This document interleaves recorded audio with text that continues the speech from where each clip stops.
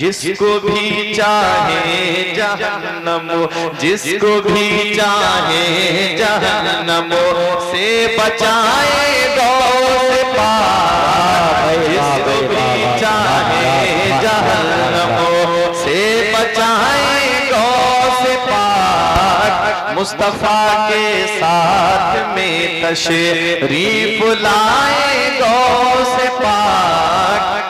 लोगों की तमन्ना शेर में पेश कर रहा हूं समाज पर में, आप भी उसमें शामिल हैं। काश हो जाए किसी दिन आपके दरबार में, काश हो जाए किसी दिन आपके दरबार में, मैं सुनाऊं मन कबत और मैं सुनाऊं मन कबत और मुस्कुराए गौस पाक, मन कबत और मुस्कुराए गौस पाक, मुस्तफा के साथ में तशरीफ लाए गौस पाक, ख्वाब ही में घर मेरा जन्नत बनाए गौस पाक। अब दुरूद पाक पढ़े, अल्लाहुम्मा सल्ली अला सय्यिदिना व मौलाना मुहम्मदिन व बारिक वसल्लम, सलातन व सलामन अलैका या रसूल अल्लाह सल्लल्लाहु अलैहि वसल्लम। पार बेड़े को लगा देते हैं गौसे आजम, पार बेड़े को लगा देते हैं गौसे आजम, डूबी कश्ती को तिरा देते हैं गौसे आजम, और बाखुदा ऐसी इनायत तो ना देखी ना सुनी, पांव उखड़े तो जमा देते हैं गौसे आजम। और चोर चोरी करे अब्दाल का रुतबा पाए, चोर चोरी करे अब्दाल का रुतबा पाए, शान बंदे की बढ़ा देते हैं गौसे आजम। हज़रात, मैंने एक आयत करीमा तिलावत करने का शरफ हासिल किया। परवरदिगार कुरान मजीद में इरशाद फरमाता है, या अय्युहल्लज़ीना आमनू, ऐ ईमान वालो, इत्तकुल्लाह, अल्लाह से डरो, वकुनू मा सादिकीन, और सच्चों के साथ हो जाओ। अब एक मिनट भी आपका ज़ाय नहीं, माफी ज़मीर आपके सामने। अल्लाह तबारक व तआला ने इस आयत करीमा में ईमान वालों से खिताब फरमाया, ऐ ईमान वालो। ईमान वाला कौन है? आमनू में 4 हर्फ हैं। पहला हर्फ हमजा है, दूसरा हर्फ मीम है, तीसरा हर्फ नून है, चौथा हर्फ वाव है। ये चारों हर्फ हमें अलग अलग पैगाम दे रहे हैं। क्या कह रहे हैं? ये हमजा कह रहा है अल्लाह को मानो, मीम कह रही है मोहम्मद रसूलुल्लाह को मानो, नून कह रहा है सारे नबियों को मानो, और वाव कह रहा है सारे वलियों को मानो। तभी आप जो है वो ईमान वाले होंगे। हज़रात, को अब पता चला ईमान वालों से खिताब है, इत्तकुल्लाह, अल्लाह से डरो। अल्लाह से डरने का मतलब क्या है? दूसरी आयत में रब फरमाता है, या अय्युहल्लज़ीना आमनुत्तकुल्लाह हक़्क़ा तुक़ातिही वला तमूतुन्ना इल्ला व अंतुम मुस्लिमून। ऐ ईमान वालो, अल्लाह से ऐसे डरो जैसे उससे डरने का हक है। अब आप मुझे बताओ, ऐ दुनिया के जिंदा दिल मुसलमानों, अपने सीने पे हाथ रख के बताना, अपने गिरेबान में झांक करके मुझे बताना, क्या हम वाकई अल्लाह से डर रहे हैं जैसा उससे डरने का हक है? क्या हम वाकई अपने रब से डर रहे हैं? अगर हम अपने रब से डरते होते तो हमारी मस्जिदें सूनी नहीं होती। अगर हम अपने रब से डर रहे होते तो आज हमारे मदरसे वीरान नहीं होते। आज हम अपने रब से डर रहे होते तो आज हमारे लिबास इस्लामी होते। अगर हम अपने रब से डर रहे होते तो हमारे चेहरे जो है वो सुन्नत के मुताबिक होते। सिर्फ हम जुबान से दावा कर रहे हैं कि हम अल्लाह से डरते हैं, लेकिन हकीकत यही है कि हम अल्लाह से नहीं डर रहे हैं। सही माना में जैसा उससे डरने का हक है, हम अल्लाह से नहीं डर रहे हैं। आप जरा देखो, कोई इंसान हॉस्पिटल में चला जाए या थाने वगैरह में चला जाए या किसी बड़े आदमी के शोरूम के अंदर चला जाए और वो गुटखा खा के चला जाए या पान खा के चला जाए और उसे थूकने की हाजत पेश आए और सामने कैमरा लगा हुआ हो, मुझे बताओ क्या वो इंसान वहां पर थूकेगा? कैमरे पे नजर पड़ जाए तो वो थूकता नहीं है। क्यों? क्योंकि वो सोचता है कि मेरे जैसा इंसान इंसान अंदर बैठ के मुझे देख रहा होगा, अगर मैं यहाँ पर थूकूंगा तो मेरे ऊपर जो है वो जुर्माना पड़ जाएगा, हो सकता है कि मुझे बदनामी का सामना करना पड़ जाए। ये एक इंसान है जो इंसान से इतना डरता है। आप कभी सोचते हो जिंदगी हमारी किस हाल में गुजर रही है? हमारी जिंदगी के शब रोज किस हाल में गुजर रहे हैं? आज मोबाइल की स्क्रीन पे जिंदगी बर्बाद करने वालों, आज नौजवानों की जिंदगी देखो, किसी की फेसबुक पे जिंदगी गुजर रही है, कोई व्हाट्सएप चला के जिंदगी बर्बाद कर रहा है, कोई इंस्टाग्राम पे जिंदगी बर्बाद कर रहा है, कोई यूट्यूब पे गंदी तस्वीरें देख के जिंदगी बर्बाद कर रहा है, कोई इंस्टाग्राम पे गंदी तस्वीरें अपलोड करके अपनी जिंदगी को बर्बाद कर रहा है। क्या समझते हो क्या ये हाथ गवाही नहीं देंगे कयामत के दिन? अल्लाह कुरान में फरमाता है अल यौमा नख्तिमु अला अफ़वाहिहिम व तुकल्लिमुना ऐदीहिम व तशहदु अर्जुलुहुम बिमा कानू यक्सिबून। अल्लाह कयामत में मुंह पे मोहर लगा देगा। ये हाथ गवाही देंगे, ये पैर गवाही देंगे। ये किस किस से गलत चैटिंग की है, ये हाथ गवाही देंगे। किस जगह गलत मजलिसों में गए हो, ये पैर गवाही देंगे। कुरान में रब फरमा रहा है अल्लाह तबारक व तआला से डरो जैसा उससे डरने का हक है, लेकिन सही माना में हम अपने रब से नहीं डर रहे हैं। ए प्यारे मुसलमानों, मौत का कोई भरोसा नहीं है, कब ये दुनिया छोड़ के हमें यहाँ से जाना पड़ जाए। अभी चंद सालों पहले तुमने नहीं देखा कोरोना काल में जो पहली लहर में बच गए वो दूसरी में निकल गए। एक एक घर में 3-3 जनाजे पड़े हुए थे। बाप का जनाजा एक तरफ रखा है, बराबर में लड़कों के जनाजे रखे हुए हैं। इन अचानक आने वाली मौतों से इबरत हासिल नहीं की। दुनिया में रहना कितने दिन है? चंद दिन के लिए हम इस दुनिया में आए हैं। अपनी जिंदगी कैसे गुजार रहे हो? मैं मानता हूं कि तुम लिहाज के अंदर मोबाइल पे गंदी तस्वीरें देखोगे, तुम्हारा बाप नहीं देखेगा, तुम्हारा भाई नहीं देखेगा।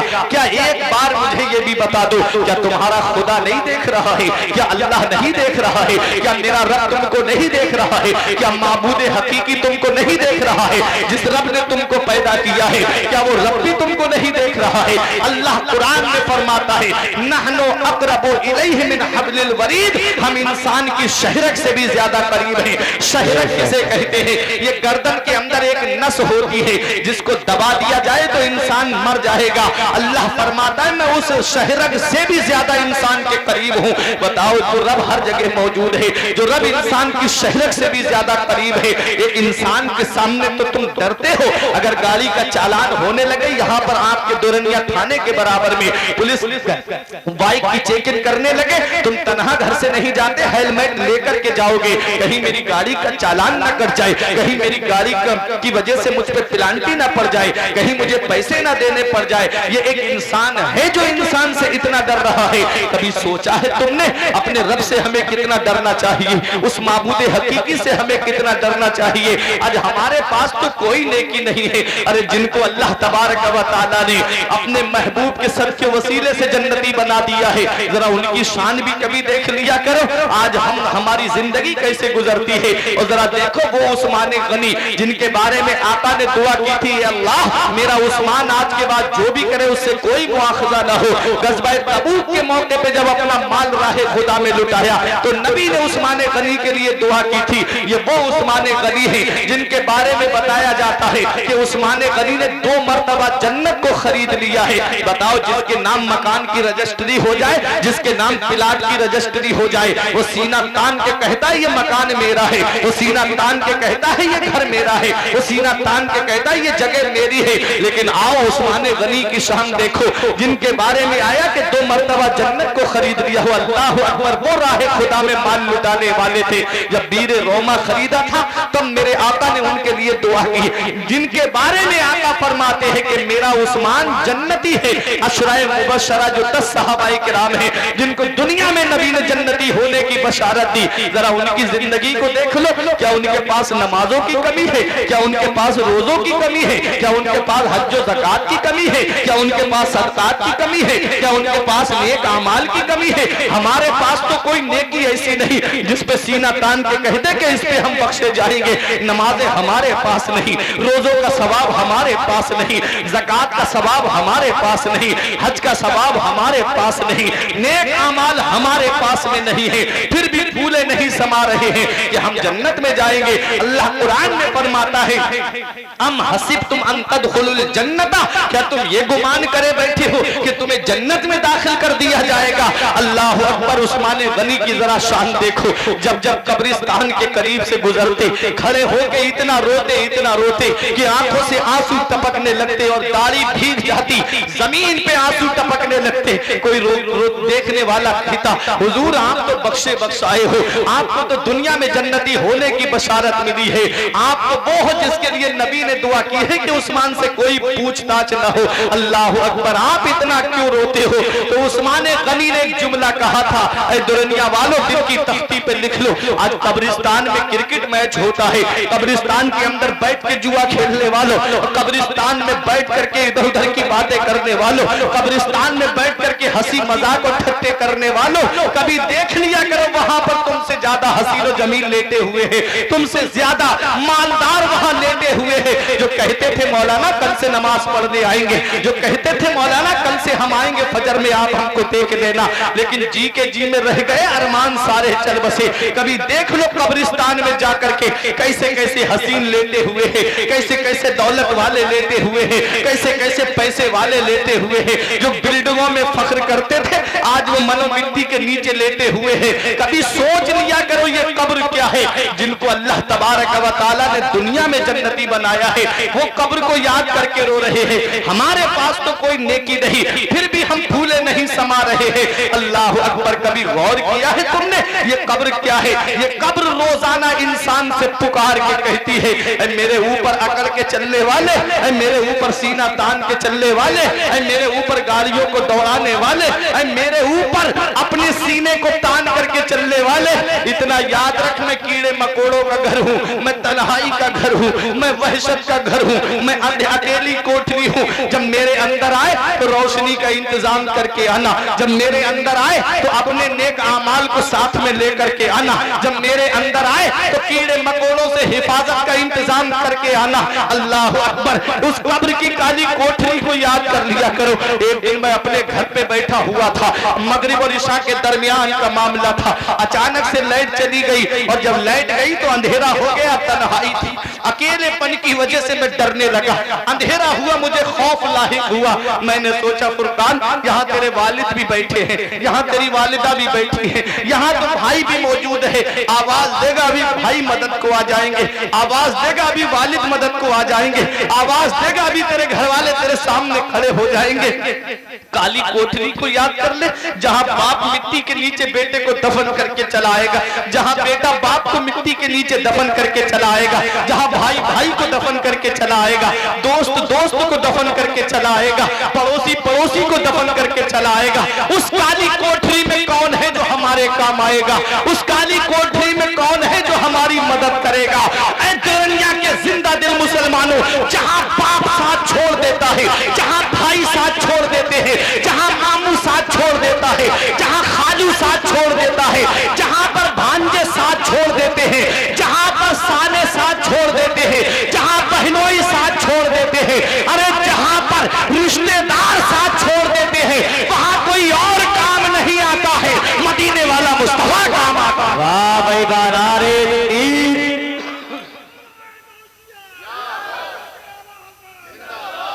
वाह भाई वाह, जिंदाबाद जिंदाबाद, सुभान अल्लाह सुभान अल्लाह सुभान अल्लाह।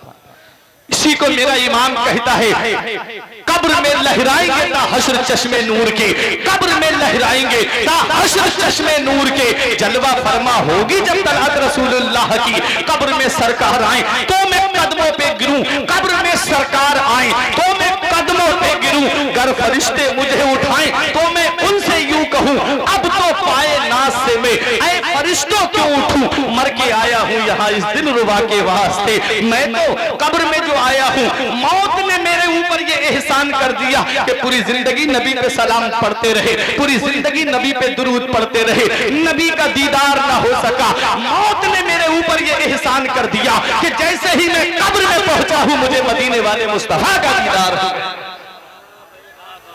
सुभान अल्लाह सुभान अल्लाह। याद कर लिया करो उस काली कोठरी को।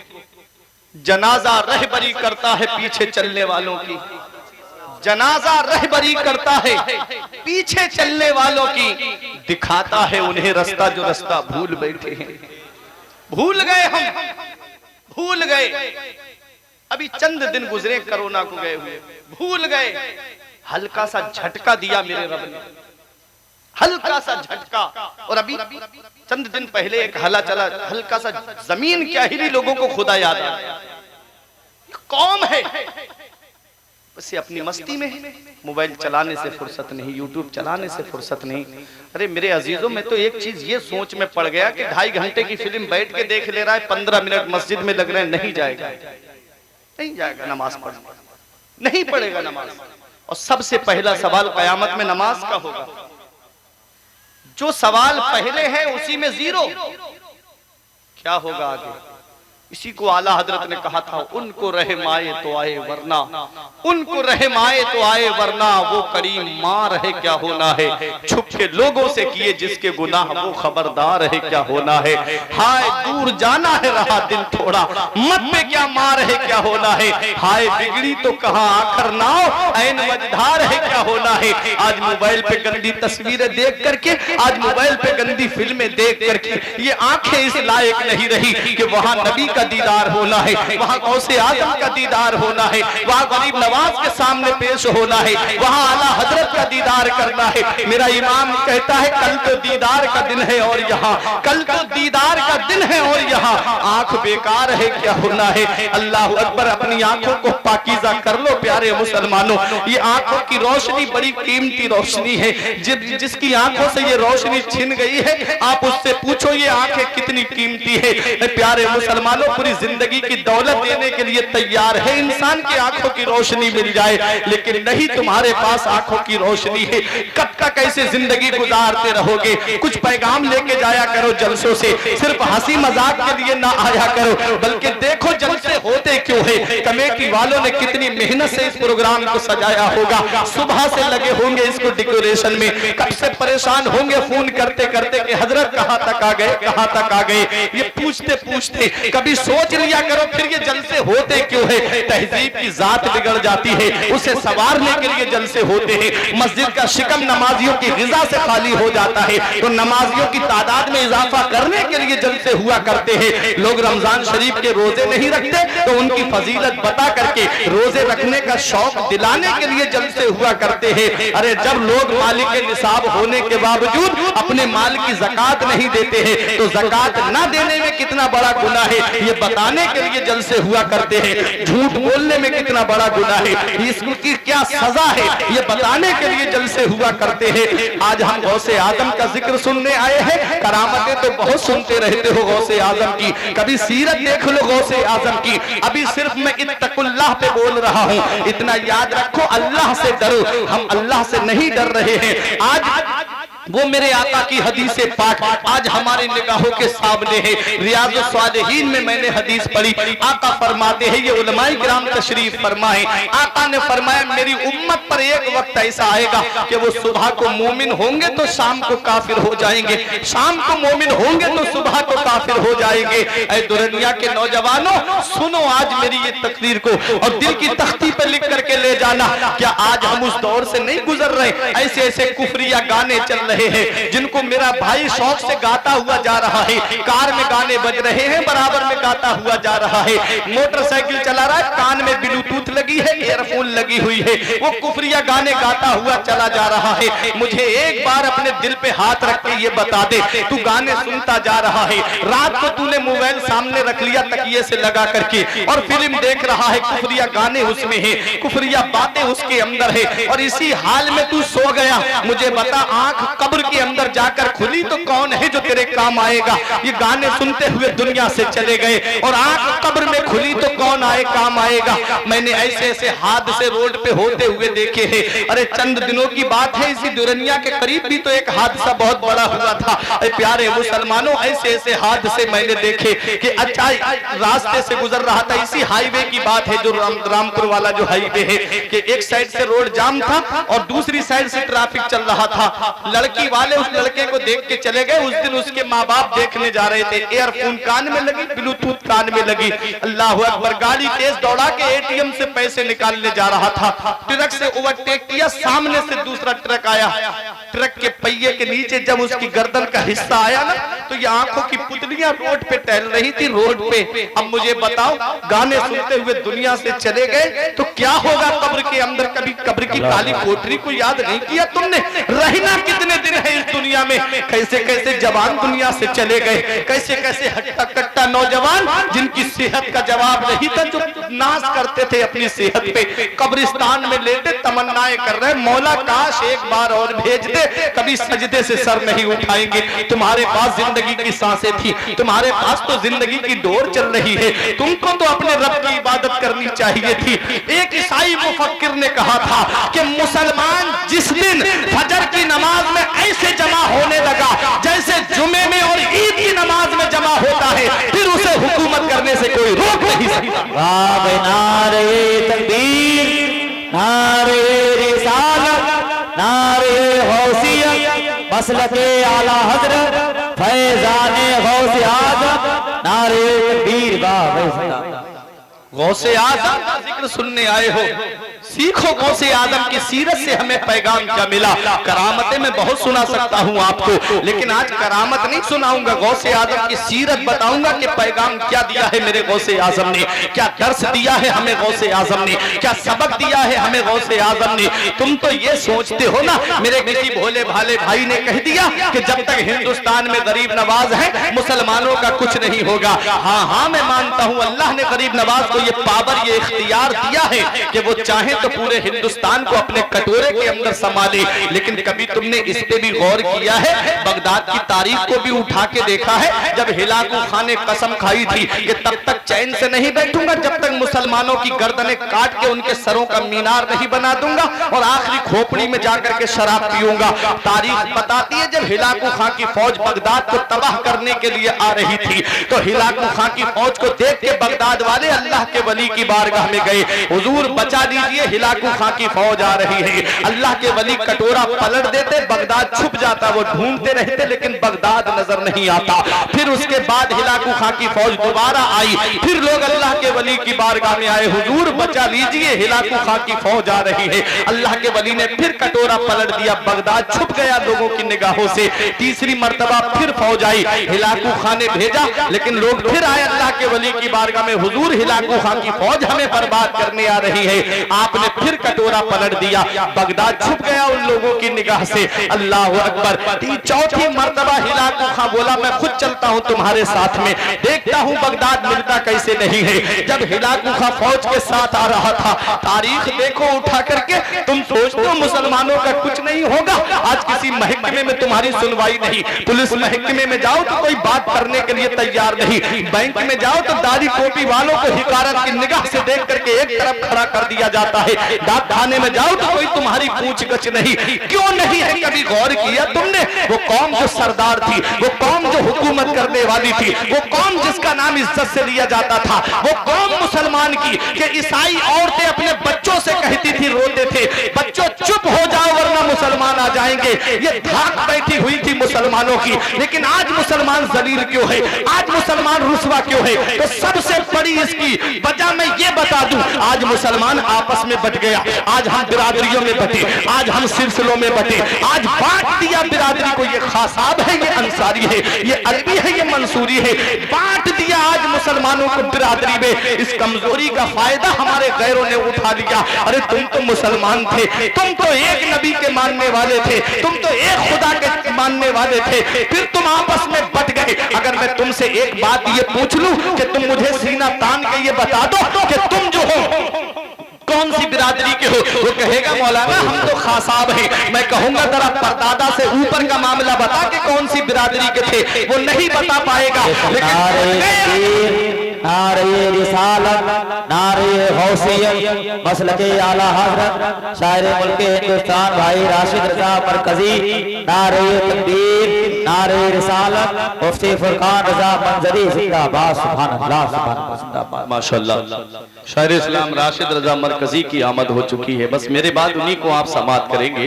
ये प्रोग्राम अभी काफी देर तक चलेगा। बस थोड़ी सी कुछ नसीहत की बातें हैं, अमल कर लेंगे, मेरे लिए क़यामत में बख्शिश का जरिया बन जाएगी। बहुत अच्छा राशिद भाई बैठे। अल्हम्दुलिल्लाह ये शायर भी हैं और अपने वक्त के बेहतरीन आलिम दीन भी हैं। अल्लाह ताला सलामत रखे। देखें मैं अर्ज क्या कर रहा था, बगदाद हिलाकू खां की फौज, जब बगदाद हिलाकू खां की फौज तबाह करने के लिए आई तो चौथी मर्तबा जब अल्लाह के वली कटोरा पलटना चाह रहे थे तो इल्हाम होता है कि अब कटोरा मत पलटो। हमने 3 बार बगदाद वालों को सुधरने का मौका दिया, लेकिन ये नहीं सुधरे, अपने गुनाहों से बाज नहीं आए, अपनी अय्यारियों से बाज नहीं आए, अपनी मक्कारियों से बाज नहीं आए। अब इनको कोई कत्ल करने से रोक नहीं सकता। अल्लाह अकबर। अल्लाह के वली ने भी जामे शहादत उनके साथ में नोश कर लिया। तो क्या समझते हो, वो पत्ता पेड़ से गिर जाता है जो अल्लाह के जिक्र से गाफिल हो जाता है, वो जानवर ज़िबह कर दिया जाता है जो अल्लाह के जिक्र से गाफिल हो जाता है, वो मछली शिकार हो जाती है जो अल्लाह के जिक्र से गाफिल हो जाती है, अरे वो घास काट ली जाती है जो अल्लाह के जिक्र से गाफिल हो जाती है।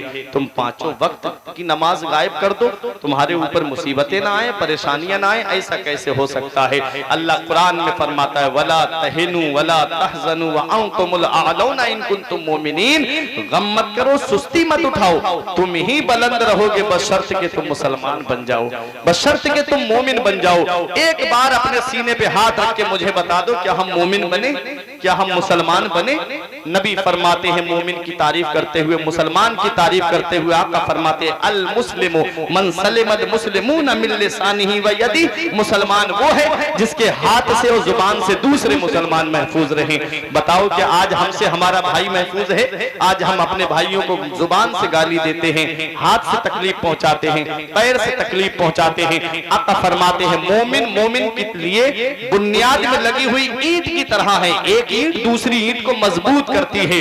आप मुझे बताओ क्या हम अपने भाई को तकबीयत पहुंचा रहे हैं? क्या हम अपने भाई को मजबूत कर रहे हैं? नहीं। अगर कोई भाई तरक्की करने लगे तो हम सोचते किसी तरीके से इसे नीचे लाया जाए, इतना पैसा इसके पास कहां से आया, इतनी दौलत इसके पास कहां से आई। बजाय हम उसकी तरक्की को देख करके खुश हो, हमने जलन शुरू कर दी, हमने हसद शुरू कर दिया। हसद क्या है? शेख सादी फरमाते हैं कि हसद नेकियों को ऐसे खाता है जैसे आग लकड़ी को खा जाती है, और हदीस पाक भी है। और मेरे आका हुजूर सल्लल्लाहु अलैहि वसल्लम ने हसद के ताल्लुक से फरमाया है कि हसद नेकियों को ऐसे तबाह कर देता है जैसे आग लकड़ी को जला देती है। अल्लाह अकबर। कभी गौर किया आपने? ये हसद है, ये हसद है। आका ने फरमाया ना मेरी उम्मत बनी इसराइल 72 फिरकों में बटी थी, मेरी उम्मत 73 फिरकों में बटेगी। 72 जहन्नम में जाएंगे, एक फिरका जन्नत में जाएगा। वो जहन्नम में जो जाने का सबब होगा वो कभी गौर किया आपने क्या होगा? वो हसद होगा, हसद। राशिद भाई वो हसद होगा, हसद। अब आप कहोगे मौलाना कोई दलील, तो मैं बताऊं। हसद के अदद देखें आप, हे के 8, सीन के 60, कितने हुए? 60 और 8 कितने हुए? 68, और दाल के 4 कितने हुए? 72 हुए। ये हसद के अदद हैं। जो 72 फिरके जहन्नम में जाएंगे वजह हसद होगी। कोई हजरत अमीर मुआविया से हसद करता है, कोई सहाबा से हसद करता है, कोई नबी की शान में गुस्ताखी करता है, हसद उनको भी है। ये हसद एक ऐसी चीज है जिसके दिल में आ जाता है ना, वो खुद तो घुलता ही रहता है, बीमारियां लगाता ही रहता है, और दूसरों को भी अपने हसद के जरिए वो तकलीफ पहुंचाता रहता है। ये हसद के बारे में आका ने फरमाया जिसके दिल में राई के दाने के बराबर भी हसद होगा वो जन्नत में नहीं जाएगा। अल्लाह अकबर। ये हसद क्या है? अगर किसी भाई को अल्लाह ने तरक्की दी है तो आप दुआ करो या अल्लाह उसको और तरक्की अता फरमा, उसके सदके में मुझे भी तरक्की अता फरमा। ये रश्क है, रश्क। ये करना सवाब है और हसद करना गुनाह है। अब आओ जरा देखो, आज बांट दिया मेरी कौम को, आज बिरादरियों में हम बटे, आज हम पीरों के नाम पे बट गए। एक किसी दूसरे पीर का मुरीद है तो वो दूसरे पीर को देखना गवारा नहीं करता, कहता है कि नहीं मैं इसकी क्यों बात करूं। ऐसी अंधी तकलीफ चल रही है आज के दौर में कि कोई किसी दूसरे पीर को देखना ही गवारा नहीं करता। अल्लाह अकबर, ये आज दौर है मेरा, मैं क्या बताऊं आपको। इसने बांट दिया मेरी कौम को, बिरादरियों में हम बटे, सलासिल में हम बटे, पीरों के नाम पे हम बटे, किसी का फायदा गैरों ने उठाया और वो आज हमारे ऊपर कब्जा करे हुए हैं। याद रखो, मैं एक सवाल आपसे करता हूं, गरीब नवाज ने 95 लाख यानी 1 करोड़ के करीब लोगों को इस्लाम में दाखिल किया था। उन 1 करोड़ की 10 करोड़ औलाद हिंदुस्तान में आज मौजूद है। बताओ वो कौन सी बिरादरी के थे, बताओ वो कौन सी बिरादरी के थे। तुम नहीं बता पाओगे कौन सी बिरादरी के थे तो फिर लड़ाई कैसी, फिर झगड़ा कैसा। हमने कुरान की आयत पढ़ी है, इन्ना अकरमकुम इंदल्लाहि अत्काकुम, अल्लाह की बारगाह में सबसे ज्यादा इज्जत वाला वो है जो सबसे ज्यादा परहेजगार है। जितना ज्यादा तकवा उतना ही ज्यादा अल्लाह की बारगाह में इज्जत। तो तकवा इख्तियार करो ना, परहेजगारी इख्तियार करो ना। तकवा होगा, परहेजगारी होगी तो अल्लाह तबारक व तआला की बारगाह में तुम मुकर्रम होगे, इज्जत वाले होगे। अब आओ, हम अल्लाह से नहीं डर रहे, हमने कब्र को भुला दिया है, कब्र की तारीकी को भुला दिया, कब्रिस्तान को हमने भुला दिया। हमको मरना भी है ये भी हम भूल गए हैं। ये अचानक आने वाली मौतों से इबरत हासिल किया करो, सही माना में अल्लाह से डरने वाले बन जाओ। देखो आओ, मैं गौसे आजम का जिक्र सुनने आए हो, गौसे आजम की जरा शान तो देखो। गौसे आजम के एक मुरीद का कहना है, मैंने अपनी आंखों से देखा है, मेरे शेख ने 40 साल तक इशा के वुजू से फजर की नमाज पढ़ी है। ऐ दुरनिया वालों, 40 साल इशा की नमाज में वुजू करते हो, फजर की नमाज उसी वुजू से आप अदा फरमाते। ये पीठ गौसे आजम की बिस्तर से नहीं लगी 40 साल, आज हम सो के नहीं उठ पाते हैं। गौसे आजम का नाम लेने वालों, गौसे आजम से मोहब्बत करने वालों, सिर्फ करामतें सुनने से काम नहीं चलेगा, गौसे आजम की अदाओं को अपनाओ। 15 साल ऐसे गुजारे गौसे आजम ने, एक पैर खड़ा कर लेते, एक जमीन पे रखते, लकड़ी का सहारा लेते और पूरी रात में एक कुरान शरीफ मुकम्मल फरमा लिया करते थे। आज हम कुरान कब पढ़ते हैं? जब कुरान खानी होती है। आज हम कुरान कब पढ़ते हैं? जब किसी के यहाँ तीजा होता है। आज हम कुरान कब पढ़ते हैं? जब किसी के यहाँ 10वां होता है। आज हम कुरान कब पढ़ते हैं? 20वां हो, 30वां हो, 40वें में कुरान पढ़ते हैं या बरसी में हम कुरान पढ़ने के लिए चले जाते हैं। लेकिन हम हर वक्त कुरान की तिलावत नहीं करते। याद रखो, लोहे पे जब जंग आ जाती है तो उसे कैसे दूर किया जाता है? जब लोहे पे जंग आती है तो उसे आग में डाल करके साफ किया जाता है। और जब दिल के ऊपर जंग आ जाती है गुनाहों की वजह से, गुनाह की वजह से दिल काला हो जाता है, सियाह हो जाता है, तो दिल की जंग को कैसे दूर किया जाता है? तो इसके बारे में मदीने वाले मुस्तफा ने इरशाद फरमाया है कि लोहे की जंग को यानी उसको सैकल करने के लिए आग में डाला जाता है और दिल की जंग को दूर करने के लिए कुरान की तिलावत की जाती है। नारे तकबीर, नारे रिसालत, नारे गौसियत, मसलके आला हजरत, फैजाने गौसे आजम, नारे तकबीर। आज हम कुरान की तिलावत नहीं कर रहे। फजर के बाद कुरान की तिलावत करनी चाहिए। हर वक्त हमको कुरान की तिलावत करनी चाहिए। एक हर्फ के पढ़ने पे 10 ने किया, क्या अच्छा होता कि हम कुरान पढ़ते, घर में बरकतें नाजिल होती, घर में खैर बरकत का नुज़ूल होता। आज रोना रोया जाता है कि कमाने वाले बहुत हैं लेकिन बरकत नहीं हो रही है। पैसे बहुत आते हैं, इधर आते हैं उधर चले जाते हैं। अल्लाह अकबर। एक सहाबी के विसाल का वक्त करीब आया, उनके बच्चे बहुत ज्यादा थे, तो किसी ने कहा कि आप दुनिया से जा रहे हो, आपके बाद आपके बच्चों का क्या होगा? उन्होंने कहा मेरे बच्चों का कुछ नहीं होगा। कहा कैसे कह सकते हो? कहते हैं कि मैं अपने घर में जो आका ने फरमाया है, जिस घर में सूरह वाक़िआ की तिलावत होगी उस घर में कभी फाका नहीं होगा।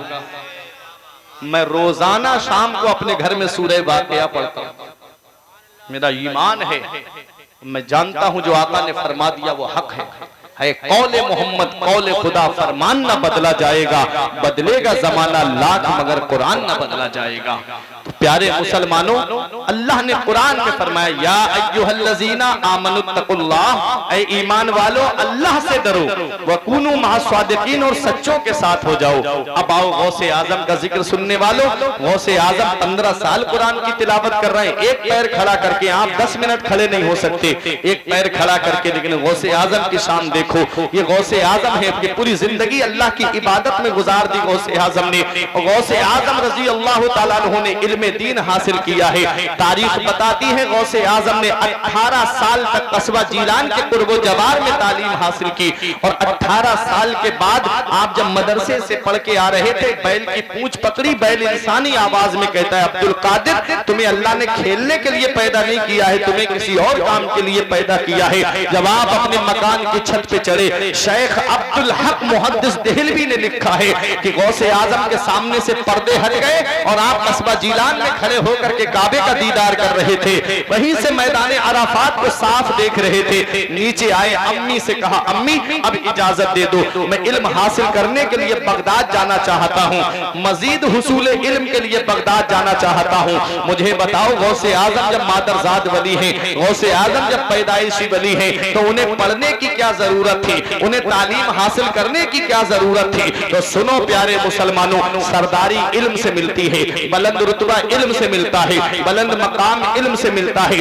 बुलंद अजमत इल्म से मिलती है। आज तालीम के नाम पे हमारे पास कुछ नहीं, यही वजह है उनकी 70 साल की मेहनत आज रंग ले आई, जो आज हमारे ऊपर कब्जा किए हुए हैं। और आज हमारे कौम के मुसलमानों के भाइयों को देखो, इनको देखो, शाम को मगरिब के बाद आप कभी गुजर जाना मुस्लिम बस्ती से, चाहे दोरनिया के उस पार चले जाना, चाहे इस पार आकर के देख लेना, ईशा के करीब में 4-4, 5-5 बच्चों की टोलियां लगी हुई होंगी। कोई पबजी खेलेगा, कोई फ्री फायर खेलेगा, कोई व्हाट्सएप चला रहा है, कोई इंस्टाग्राम चला रहा है, कोई ट्विटर, कोई फेसबुक, लगे हुए हैं मोबाइल में। और उनके इलाके से गुजरो, वो किताबें लेके पढ़ रहे हैं, वो स्टडी कर रहे हैं, वो मुताला कर रहे हैं, वो किताबें लेकर के तालीम हासिल कर रहे हैं, एजुकेशन हासिल कर रहे हैं। क्यों? क्योंकि एजुकेशन जिसके पास होता है ना, तालीम जिसके पास होती है, शिक्षा जिसके पास होती है, वही सरदार होता है। कलम की ताकत जिसके पास होती है, वही सरदार माना जाता है। तुम हो दिन दिन भर मोबाइल में लगे हुए, पढ़ाई से तुमको मतलब नहीं, लिखाई से तुमको मतलब नहीं, बस जिस गली से गुजर गए, गलियों में हंसी मजाक ठट्टे करते हुए कब तक इस तरह से जिंदगी गुजारते रहोगे? कब तक ऐसे जिंदगी तुम्हारी चलती रहेगी?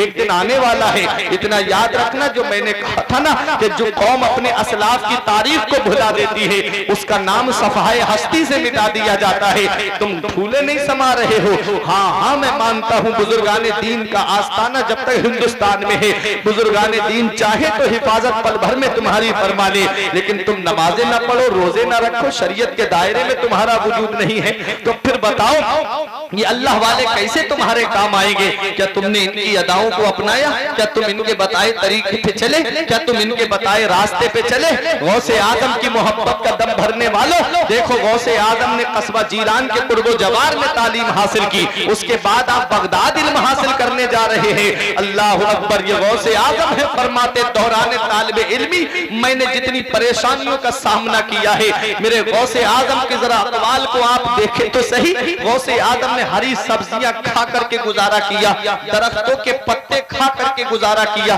दरख्तों की छाले खा करके गुजारा किया। गौसे आजम कहते हैं एक दिन भूख ने जब ज्यादा बेचैन कर दिया मुझको, तो मैं गया तरफ के खंडरात की तरफ के कोई मुबाह चीज मिल जाए उठा के खा लूं। कहते 40 फकीर और वहां भूख भूख चिल्ला रहे थे। मेरे गौस कहते मैं वापस आ गया, मैंने वुजू किया, मस्जिद में नमाज पढ़ने खड़ा हो गया। मैंने देखा कि जब सलाम फेरा तो एक साहब खाना खाने के लिए बैठ रहे थे। कहते मेरे दिल में शौक आया कि ये मुझे अपने खाने में शरीक कर लेते। मेरे गौस कहते हैं फिर उस साहब ने कहा कि आओ बेटा तुम भी खाना खा लो। मेरे गौस कहते मैं खाना खाने के लिए बैठा तो उन्होंने कहा बेटा कहाँ पढ़ते हो? मैंने कहा कि मैं मदरसा निजामिया में पढ़ता हूँ। कहा बेटा यहाँ सादात घराने का एक बच्चा पढ़ता है कस्बा जीलान के मोहल्ला नीफ का।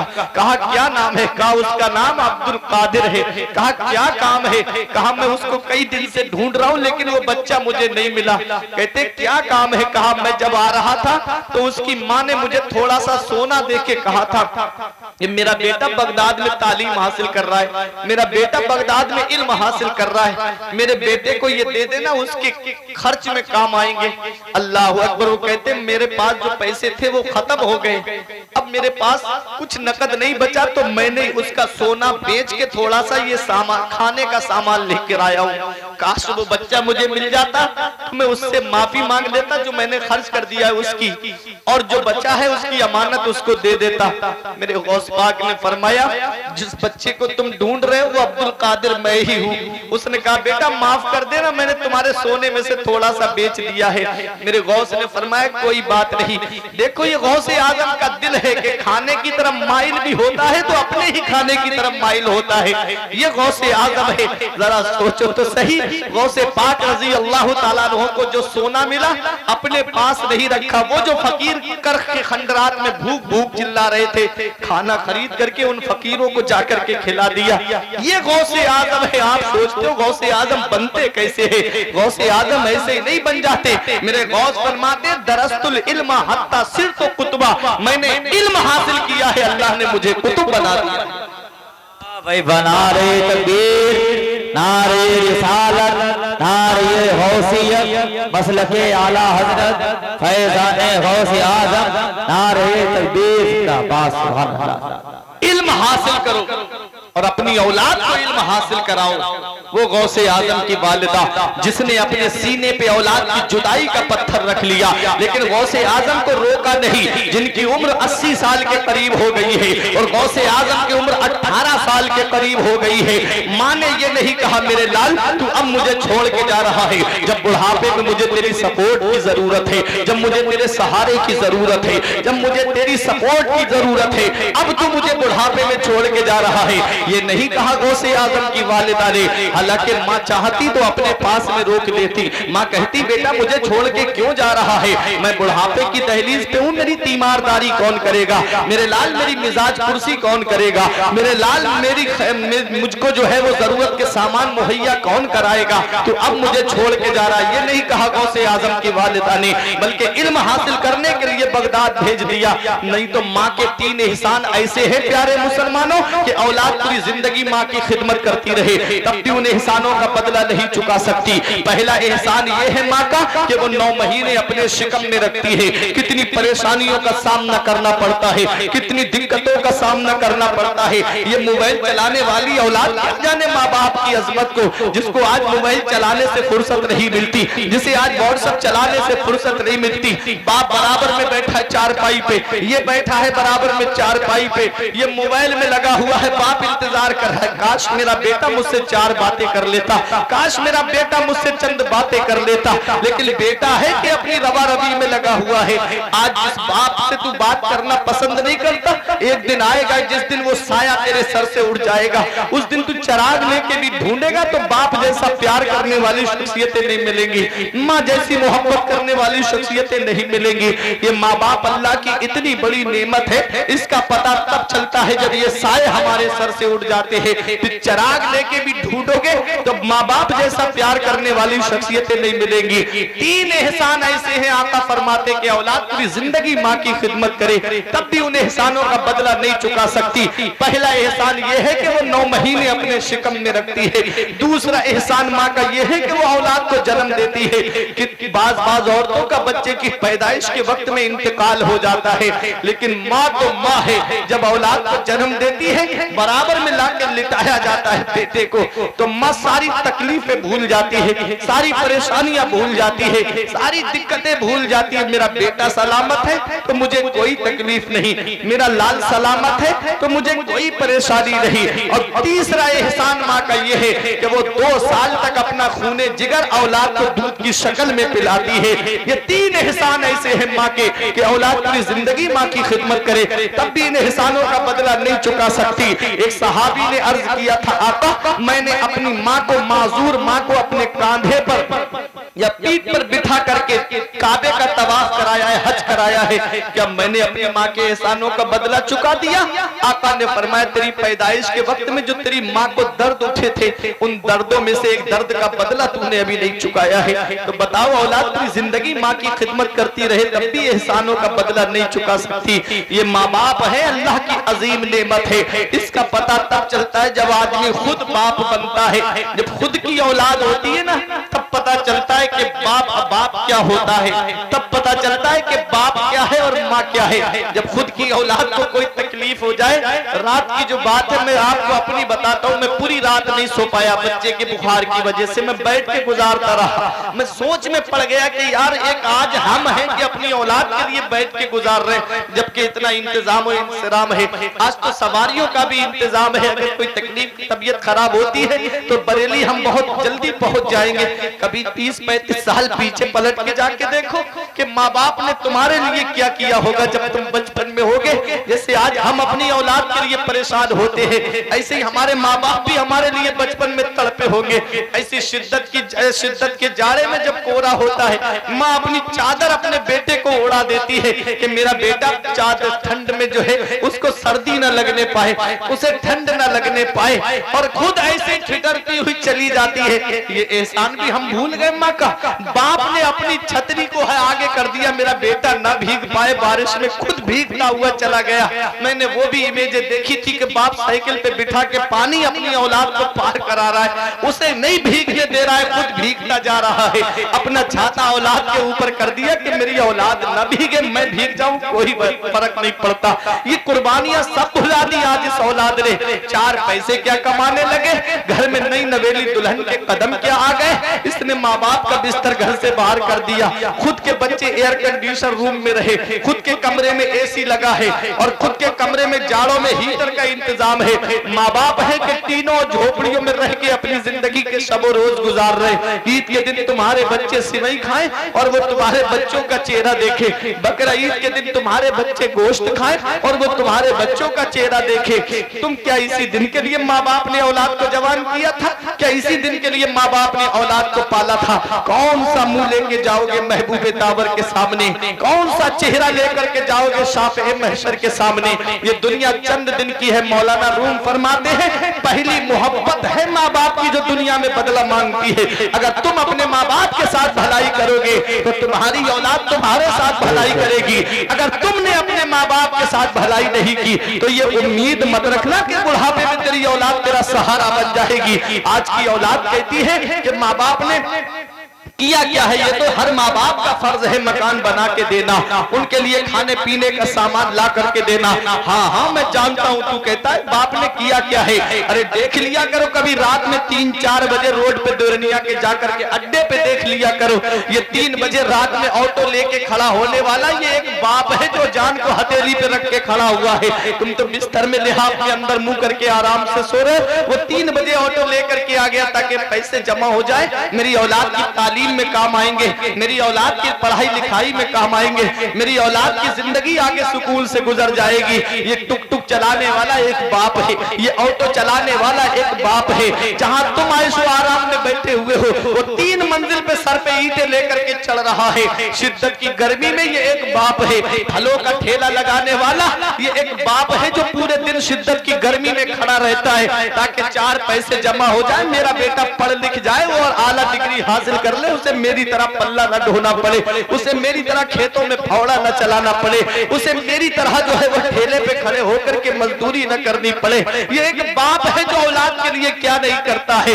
धूप कैसी भी हो साया नहीं खोने देता, धूप कैसी भी हो साया नहीं खोने देता, राह कैसी भी हो बेबस नहीं होने देता। बेच के अपना लहू चाहे वो रोटी लाए, बाप औलाद को भूखा नहीं सोने देता। नारे तकबीर, नारे रिसालत, नारे गौसियत, अज़मते वालिदैन, अज़मते वालिदैन, ताजदारी बगदाद कॉन्फ्रेंस हजरत अल्लामा मुफ्ती फुरकान मंजरी, नारे तकबीर, नारे रिसालत, जिंदाबाद, सुभान अल्लाह। बेच के अपना लहू चाहे वो रोटी लाए, बाप औलाद को भूखा नहीं सोने देता। वक्त ठुकरा देगा एक दिन मेरी सारी ये कुर्बानियां, वक्त ठुकरा देगा एक दिन मेरी सारी ये कुर्बानियां। दामने उम्मीद में फकत नाकामियां रह जाएंगी। और शादियों के बाद बेटे तो अलग हो जाएंगे, बाप के हाथों में फकत बैसाखियां रह जाएंगी। और बुढ़ापा क्या जवानी क्या ये बचपन बांट लेते हैं, बुढ़ापा क्या जवानी क्या ये बचपन बांट लेते हैं। न होकर दिल में गुंजाइश तो आंगन बांट लेते हैं। नहीं मंजूर हिस्से में किसी बेटे को अपनी माँ मगर आपस में बूढ़ी माँ के कंगन बांट लेते हैं। नहीं मंजूर हिस्से में किसी बेटे को अपनी माँ, मगर आपस में बूढ़ी माँ के कंगन बांट लेते हैं। अल्लाह अकबर, ये माँ बाप हैं, इनकी कुर्बानियों को हमने भुला दिया, फरामोश कर दिया।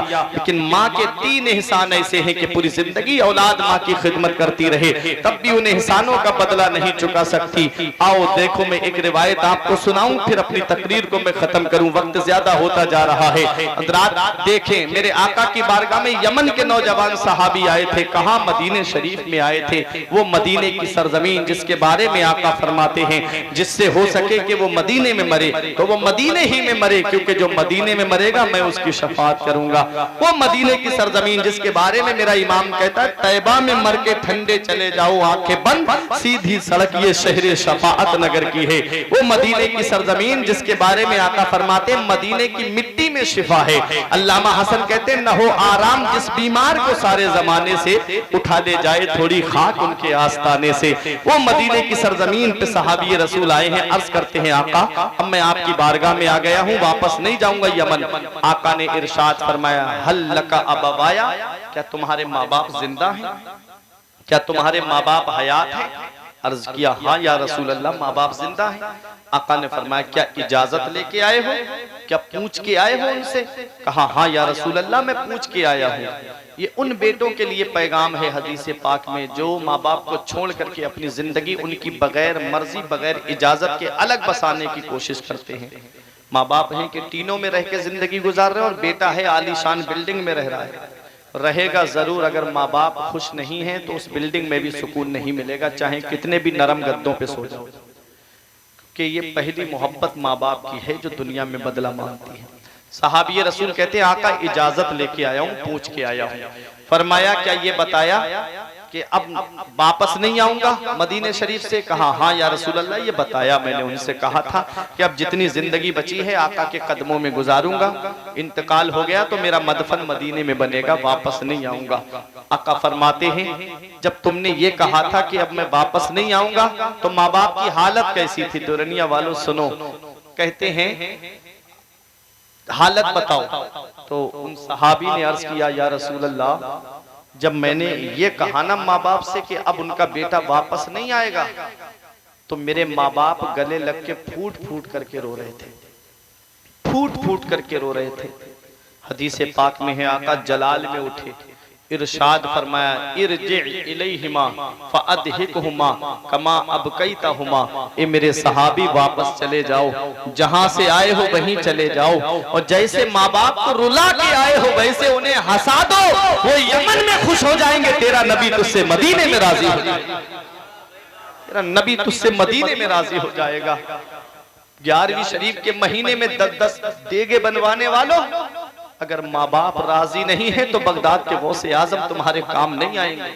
माँ बाप एक एक पैसे को परेशान, और बेटा पीर साहब की जेब पे जेब भरे चला जा रहा है। माँ बाप एक एक पैसे को परेशान, और बेटा है कि अजमेर के चक्करों पे चक्कर लगा रहा है, बेटा है कि बगदाद के चक्करों पे चक्कर लगा रहा है। माँ बाप दवाई के लिए परेशान है एक एक पैसे के लिए, और बेटा है कि उम्रे के टूरों पे टूर कर रहा है। इतना याद रखना प्यारे मुसलमानों, अगर तुमसे तुम्हारे माँ बाप राजी हैं, तुमसे तुम्हारे माँ बाप खुश हैं, तो तुम्हें अजमेर जाने की जरूरत नहीं है। अल्लाह माँ बाप के सदके में गरीब नवाज को खुद तेरे घर पे भेज देगा। माँ बाप तुझसे राजी है, मदीने वाला मुस्तफा तुझसे राजी हो जाएगा।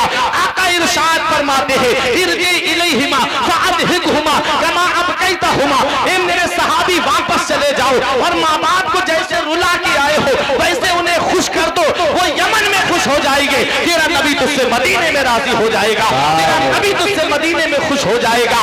पता चला, अगर माँ बाप राजी है तो अल्लाह राजी है, उसका रसूल राजी है, और अगर माँ बाप नाराज है तो ना अल्लाह राजी है ना उसका रसूल राजी है। इसलिए ऐ प्यारे मुसलमानों, अपने माँ बाप को राजी कर लो, अपने माँ बाप को खुश कर लो। आज दुनिया का जायजा लिया जाता है तो ये आंखों से आंसू बरसने लगते हैं।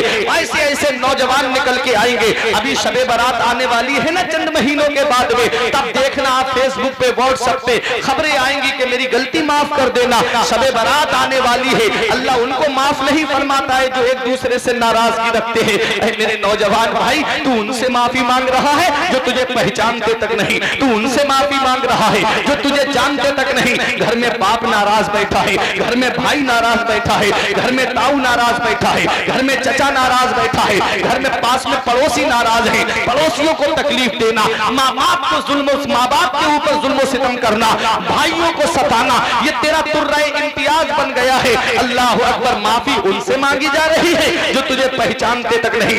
माफी मांगनी है तो रूठे